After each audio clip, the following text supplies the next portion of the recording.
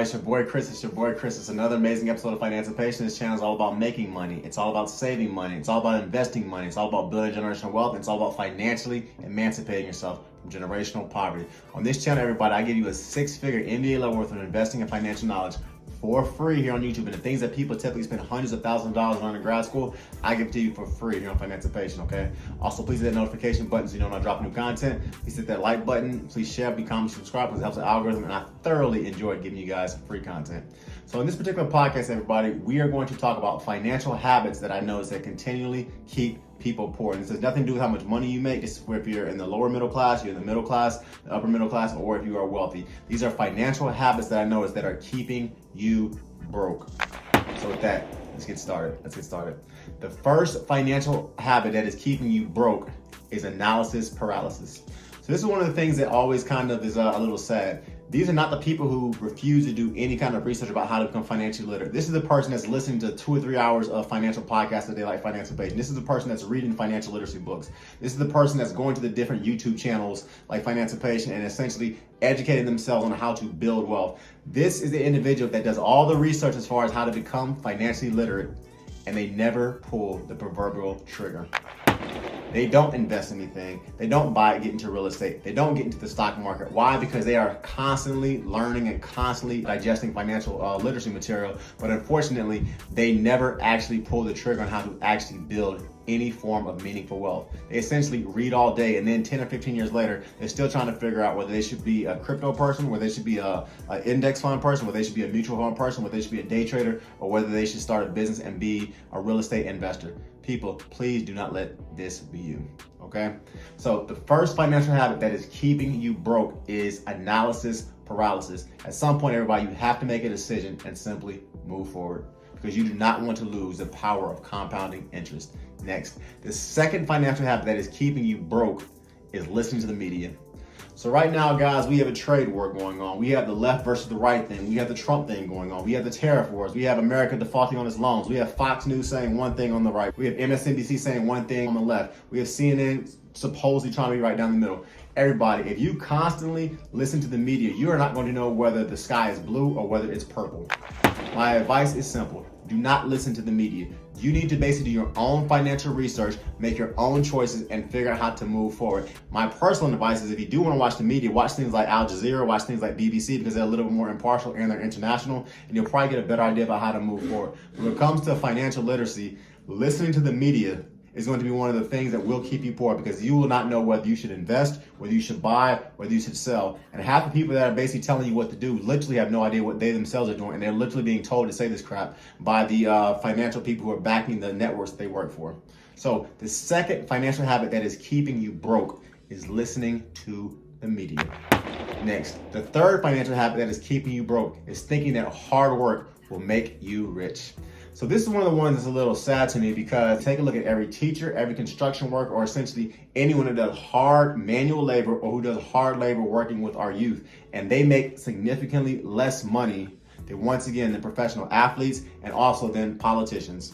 So at the end of the day, everybody, thinking that working hard is going to make you rich literally is keeping you broke. You need to work hard and you need to work smart, especially in a capitalist society like America. So the next financial habit that's keeping you broke is thinking that hard work will make you rich, when in reality, you need to work hard and you need to work smart. Be very strategic about the careers that you pick. Be very strategic about where you choose to live, and be very, very strategic about the businesses that you decide to start, as well as the college degrees that you get. Next, the next financial habit that is keeping you broke is obsessing over small wins and ignoring the massive losses. So I'm gonna take this one kind of back to my Susie Ormans of the world and people like that. Everybody, it makes literally no sense to save $1 on coffee if you're sending your kid to an out-of-state college that costs $25,000 more per year. It makes no sense, everybody, to essentially save 50 cents buying bread at a store, but going to a financial advisor that charges you roughly 3% on all of your investments. It's like this, everybody. The next financial habit that is keeping you broke is obsessing over small wins and ignoring the massive losses that you are making with your money. The next financial habit that is keeping you broke is using your home as an ATM. Everybody, your primary residence makes up the primary wealth for about 65% of Americans. So with the rise of homes all over America, Banks are very likely to offer you HELOCs, home equity lines of credit, to unsuspecting homeowners if that person wants to go on a European vacation, or they want to send their kid to the out-of-state college, or there's some business that they have to start, so they take equity out of their home. Everybody, pulling equity out of your home to buy a new car or to go on a dumb vacation is literally one of the absolute worst things that you can do. Please do not play that game. So once again, the next financial habit that is keeping you broke is using your home as an ATM machine. Before I go any further, please hit that notification button so you know when I drop new content. And also, if you get a chance, everybody, please check out my scholarship book. It's probably gonna pop up about right here. In that book, everybody, I basically go over all the ways that I got over $300,000 to get my engineering degree for free in undergrad. If you are interested in sending your child to college for free, please check out my book. It can be purchased on Amazon. And I'll tell you essentially the secrets that I use to basically go to college and get my engineering degree for free. Next, the next financial habit that is keeping you broke is tying your self-worth to the things that you own. Now, as a minority, this is one of the things that I find is overly and heavily marketed to my community. Buy a new pair of Jordans, like buy that Gucci purse, buy essentially that extremely expensive types of jewelry, buy your wife this, buy your wife that, buy the most expensive car that you possibly can on credit. Everyone is like this. Buying things so that you can make yourself feel good, especially if you are unfortunately doing it with high interest credit cards, is literally one of the dumbest things that you can do. And it's sad to me because this is the kind of garbage that is typically sold to the black and the brown community, where essentially you want to walk outside that door and have $1 million worth of garbage that's on you that essentially is a depreciating asset. Cars, jewelry, clothes, that's the kind of stuff everybody that depreciates immediately that everybody can see. Index funds, mutual funds, your Roth IRA, brokerage funds, artwork, that's the kind of stuff that people typically can't see, and that's the kind of thing that appreciates exponentially over time. In reality, everybody, true confidence does not come from what you own. It comes from who you are. Sadly, a lot of people essentially go into debt trying to buy things they can't afford to impress people that would never like them to begin with. The next financial habit that is keeping you broke, everybody, is tying your self-worth to the things that you own. Please do not play that game. Next, the next financial habit that is keeping you broke is lifestyle creep. One promotion or bonus at a time. Real talk, everybody. This is actually one of the things that I myself fell prey to, and it's something that I definitely have worked on to no longer do. In my 30s, this is something that I unfortunately did, where I got that promotion, so I bought that sports car. Where I got this promotion, so I started basically going to different places. I started buying different types of clothes. Don't do that, everybody. If you are making $75,000 a day and you get a $50,000 bonus, when you start making $125,000, still live like you were making $70,000 and invest the remaining $55,000 into real estate, into index funds, or into the stock market. Why? Because that is the fastest and the most sure way to build generational wealth. Do not fall into the prey of nicer cars, nicer restaurants, nicer, more expensive clothes, because you are essentially wasting your children and your grandchildren's generational wealth by essentially trying to stunt. The next financial habit that is keeping you broke, everybody, is lifestyle creep. And as you get these promotions, if you get these Christmas bonuses, instead of spending that money on depreciating liabilities, spend that money on appreciating assets. Next, the next financial habit that is keeping you broke is outsourcing your financial money to experts and financial advisors that are putting you into terrible investments. Earlier, I talked about the unfortunate things I see going on in regards to financial advisors essentially telling people to put their money into risky stocks and risky index funds. It's crazy because nearly 80% of the quote-unquote professional financial advisors that you would call literally do not even invest into the things that they advise for their clients to invest into. They instead are literally told by the companies that they work for to sell you stocks, index funds, bonds, and mutual funds based off of who gives their company the biggest kickbacks. Perfect example. If you invest into a total stock market index fund that tracks the stock market, that averages anywhere from 10 to 11% over the last 50 years, you have a 96% chance of making more money than the individual who invests into one of these professional investors that you see on television all the time that over the same time period only gets about a 5 to 6% return on their investments. So do you want to spend extra money to pay a professional advisor who averages about 5% over 15 years? Or do you want to essentially match the stock market and average 11% over the exact same 15-year time period? I'll let you decide, everybody. There are some things like irrevocable trust, setting up probate, setting up trust, things like that, where it is in your best interest in setting up wills, where it is probably in your best interest to reach out to a financial advisor. But when it comes to everyday investing into your HSA accounts, into your brokerage accounts, into your Roth IRAs, and into your 401ks, you do not need a professional advisor. And if you decide to go with one, I'm telling you right now, you are most likely going to pay more in capital gains taxes, and you're going to make less money over the next 25 to 30 years. And the next financial habit keeping you broke is outsourcing your financial future to so-called experts and money professional advisors. Don't do it. Next, the next financial habit that is keeping you broke is having an investment strategy that is overly complicated and trying to beat the market. This is something that I talked about earlier in my last point. People that try to overly complicate their investments and try to beat the market, 96% of the time lose money over a 15-year period compared to those of us who invest the boring and slow way into stocks that match the stock market.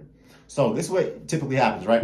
If you have 5% of your funds in bonds, 5% of your funds in mutual funds, 5% of your funds in ETFs, 10% of your funds into crypto, 14% of your funds into Forex or whatever it is that you're doing, you literally are creating such a complicated investment strategy that every month it's going to be a pain and a bear essentially to invest. And secondly, if you're trying to time the market, trying to buy stocks and sell stocks at the same time, the capital gains taxes and the expense ratios alone are going to eat you up. Having an overly complicated investment strategy that tries to beat the stock market is literally one of the worst things that you can do. And professional investors, once again, they get paid over $100,000 every quarter to try to beat the stock market over a 15-year period, typically cannot. And they only average about 5 to 6%.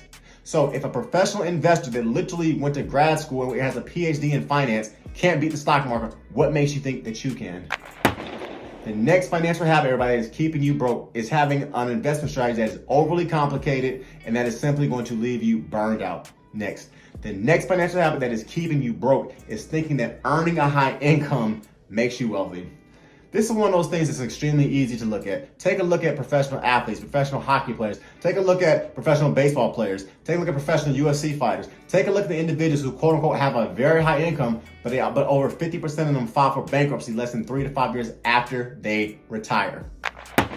Everybody, there is no correlation to having a high income to making a lot of money. I literally do financial one-on-ones with people that make $50,000 a year. And I can't tell you how many of them have a vastly better retirement portfolio and have vastly more money in their brokerage accounts than medical doctors and professional athletes that I work with who make over $500,000 a year, and they are literally living paycheck to paycheck and are dead broke.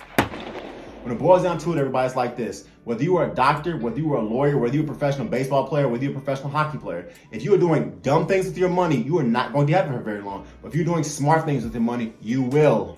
The next financial habit keeping you broke is thinking that earning a high income makes you wealthy, because it does not. Next, the next financial habit that is keeping you broke is trusting your feelings over math. Everybody, a 30-year loan on a $300,000 loan at an interest rate of 7% will cost you $420,000. But a 15% loan on a $300,000 home with an interest rate at 6% will only cost you $157,000.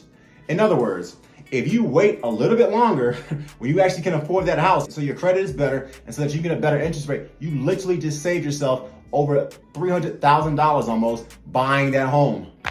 Sometimes everybody's like this. Yes, feelings are important, emotions are good, but a lot of times you just need to sit down, be quiet, ignore your feelings, and trust math. So the next financial habit that is keeping you broke is trusting your feelings that you can somehow beat the market, or somehow that you have to have this house, you have to have this investment right now instead of waiting a year or two to get it when you can actually afford it. Next, the next financial habit that is keeping you broke is not asking yourself what financial emancipation or financial freedom actually looks like and how you actually can get there. So what is your actual definition, everybody, of financial emancipation? What is your actual definition of financial freedom? My definition is being able to spend more time playing with my kids, playing with my wife, taking them places, traveling the world with them. That's my financipation. What is yours? Because what my financipation is not is buying another Tesla or buying an extremely large home with so many rooms I never even see my kids, and being chained to something in corporate America that works for me 100 hours a week, and then if I die, they would basically hire 3 people to replace me. But sadly, everybody, that is the reality of a lot of people that make a lot of money. They are so focused on buying stuff and so focused on buying things, they lose track of what's important. Because what should be important is whatever gives you freedom in life. And what gives most people freedom in life is not clocking into an office, working 80 hours a week until the point they're almost dead, and then dying with a lot of debt. So find your financipation. Find what it is that makes you come alive at night. Find what it is that you would do for free, because that's what you should be working and investing your money towards having.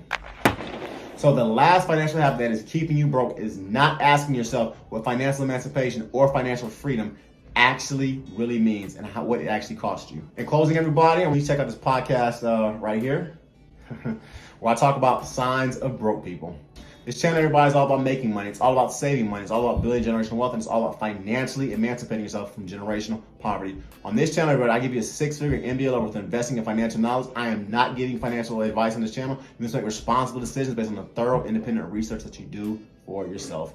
Please check out my website at www.therealfinancipation.com. Check out my Instagram, @thereal_financipation. My Spotify is Financipation, and my TikTok is Financipation. Also, my Facebook page is Financipation as well. And check out my financial blog as well, Financipation. Also, check out some of my digital and e-products below as well, and hit that notification button. Once again, it's your boy Chris. Please like, please comment, please share, and subscribe. It's your boy Chris.